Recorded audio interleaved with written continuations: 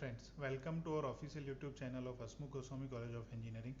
I am Sujal Thakkar from Automobile Department. Today I am going to teach you subject automobile engine and my today's topic on engine terminology and operation of two-stroke and four-stroke engine. First of all, today's content is engine terminology, operation of two-stroke engine, operation of four-stroke SI engine and operation of four-stroke CI engine. Now first of all, in last lecture we discussed about the engine, but let me revise what is engine. Automobile engine is a device which convert chemical energy of fuel into mechanical energy to drive the vehicle. Now next topic is basic terminology. First of all, what is cylinder bore? Cylinder bore क्या होता है कि हमारा जो cylinder होता है उसका inner diameter जो होता है उसे हम लोग सिलेंडर बोर या सिलेंडर डायमीटर कहते हैं. Next is piston area. Piston का एरिया कितना होगा? तो it is equal to area of circle diameter equal to the cylinder bore. मतलब कि सिलेंडर बोर का जो सर्कल होता है उसका जितना एरिया होता है उसे हम लोग क्या कहते हैं? पिस्टन एरिया कहते हैं. And it is equal to π/4 d square. Next is stroke length. Stroke length is distance between TDC to BDC. मतलब हमारे top dead centre and bottom dead centre के बीच का जो डिस्टेंस होता है उसे हम लोग क्या कहते हैं? स्ट्रोक लेंथ कहते हैं. बराबर. उसकी एग्जैक्ट डेफिनेशन है the nominal distance through which the working piston move between two successive reversal of its direction of motion. मतलब क्या है कि पिस्टन की दो पोजीशन मैक्सिमम वाली और मिनिमम वाली या फिर अपर वाली और लोअर वाली जहाँ पे उसका मोशन रिवर्सल होता है उसे हम लोग क्या कहते हैं? डेड सेंटर कहते हैं. There are two types of dead centre, that is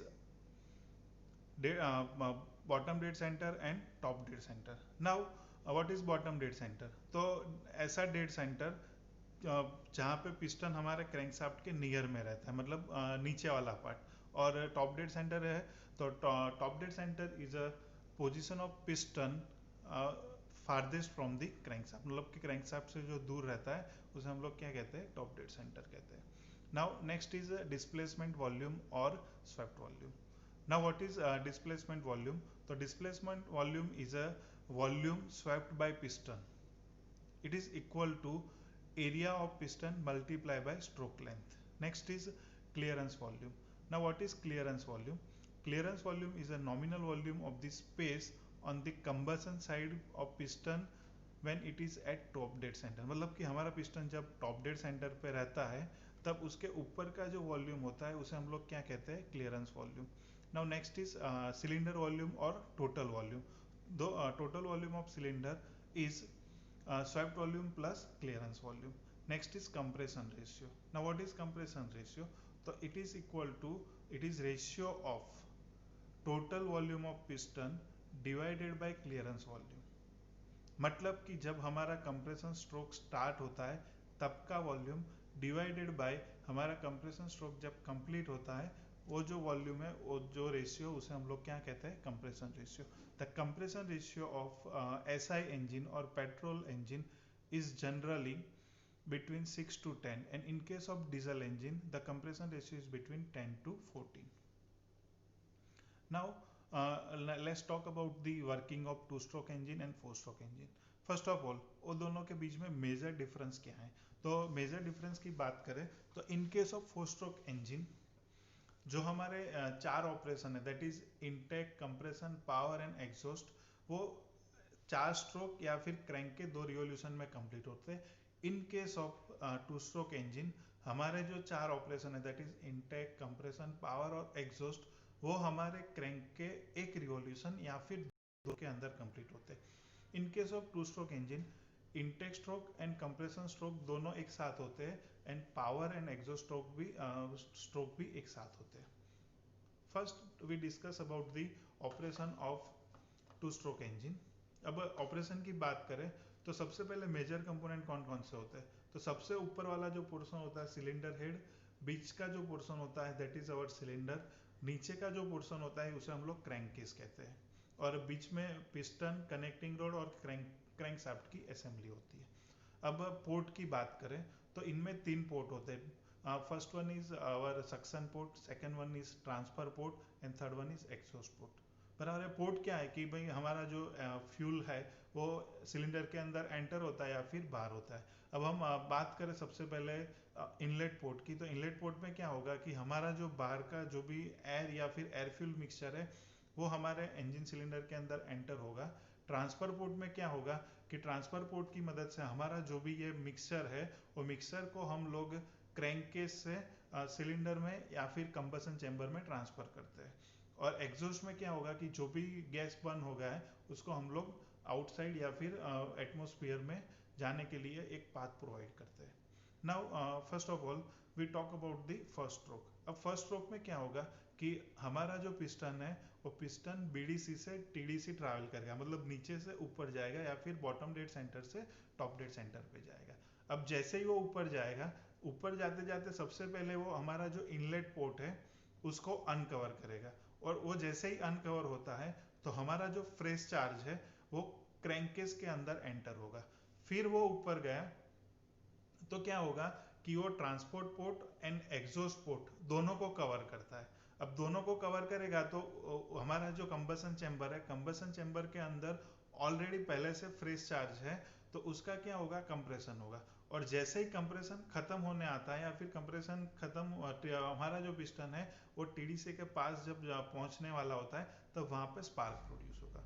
और जैसे ही स्पार्क प्रोड्यूस होगा तो हमारा पिस्टन वापिस टीडीसी टू बीडीसी ट्रैवल करने लगेगा। तो फिर हमारा वहाँ पे वो दूसरा दूसरा स्ट्रोक या फिर पावर और एग्जॉस्ट ऑपरेशन जो है वो स्टार्ट होते हैं। अब उसके अंदर क्या होगा कि जैसे ही हमारा पिस्टन नीचे आता है तो क्या होगा कि हमारा जो एग्जॉस्ट पोर्ट है वो अनकवर होगा, और एग्जॉस्ट पोर्ट जैसे ही अनकवर होगा तो हमारा जो भी बर्न गैस है वो वहाँ से बाहर निकलेगा।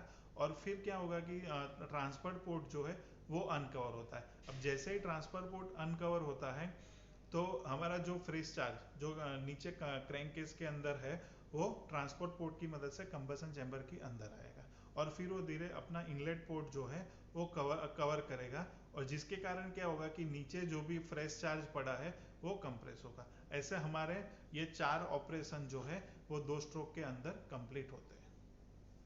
Now next is operation of 4 stroke SI engine. अब 4 स्ट्रोक एसआई इंजन की बात करें तो सबसे पहले 2 स्ट्रोक इंजन और 4 स्ट्रोक इंजन के बीच में डिफरेंस क्या होता है। तो हम लोगों को पता है कि फर्स्ट डिफरेंस जो है वो जो भी हमारे ऑपरेशंस है, in case of 2 stroke engine it is completed in 2 stroke, and in case of 4 stroke engine it is completed in 4 stroke. वो एक मेजर डिफरेंस है। दूसरा डिफरेंस जो है, in case of 2 stroke engine we are having port, and in case of 4 stroke engine we are having valve. 2 stroke की बात करें तो हमारे पास 3 पोर्ट होते हैं, that is our inlet port, exhaust port and transfer port. But in case of 4 stroke engine हमारे पास 2 valve होते हैं, that is our inlet valve और सक्शन वाल्व, और दूसरा जो होता है हमारा वो आउटलेट वाल्व या फिर एग्जॉस्ट वाल्व। नाउ उसके ऑपरेशन की बात करें तो सबसे पहले हमारा इंटेक स्ट्रोक आता है। अब इंटेक स्ट्रोक में क्या होगा कि हमारा जो सक्शन वाल्व है ओपन होगा, और जैसे ही सक्शन वाल्व ओपन होता है तो एयर एंड फ्यूल का जो मिक्सचर है वो कंबसन चैम्बर के अंदर एंटर होगा। तो जैसे ही वो कंबसन चैम्बर के अंदर एंटर होता है तो हमारा जो पिस्टन है वो टॉप डेड सेंटर पे रहता है, वो धीरे धीरे धीरे करके वो बॉटम डेड सेंटर पे आएगा। मतलब जब वो टीडीसी से बीडीसी आता है तो हम लोग कहेंगे कि 1 स्ट्रोक इज कंप्लीटेड, और उसमें क्या होगा कि हमारा जो सक्शन है या फिर जो एयर एंड फ्यूल का जो मिक्सचर है वो अंदर एंटर हो जाएगा। और उसके साथ क्या होगा कि नीचे जो हमारी क्रैंक है वो क्रैंक का हाफ रिवॉल्यूशन कंप्लीट होगा। अब जैसे ही हमारा पिस्टन बीडीसी पे आता है तो हमारा जो इनलेट वाल्व है वो क्लोज हो जाएगा, और हमारा दूसरा स्ट्रोक या फिर दूसरा ऑपरेशन स्टार्ट होता है, दैट इज कंप्रेशन। अब कंप्रेशन के अंदर क्या होगा कि हमारा जो पिस्टन है that start travelling from BDC to TDC, तो हमारे दोनों वाल्व जो है वो क्लोज है। तो क्या होगा कि अंदर जो भी गैस या फिर एयर फ्यूल मिक्सचर है वो क्या होगा, कंप्रेस होगा धीरे धीरे, और वो कंप्रेस होता है तो हम उसे क्या कहते हैं, कंप्रेशन स्ट्रोक या फिर कंप्रेशन ऑपरेशन कहते हैं। अब जैसे ही हमारा कंप्रेशन स्ट्रोक कंप्लीट होने आता है तो वहां पे हमारा स्पार्क प्रोड्यूस होता है, और जैसे ही स्पार्क प्रोड्यूस होता है तो हमारा तीसरा स्ट्रोक या फिर इग्निशन स्ट्रोक को हम लोग कंबसन स्ट्रोक भी कहते हैं और उसको हम लोग पावर स्ट्रोक भी कहते हैं।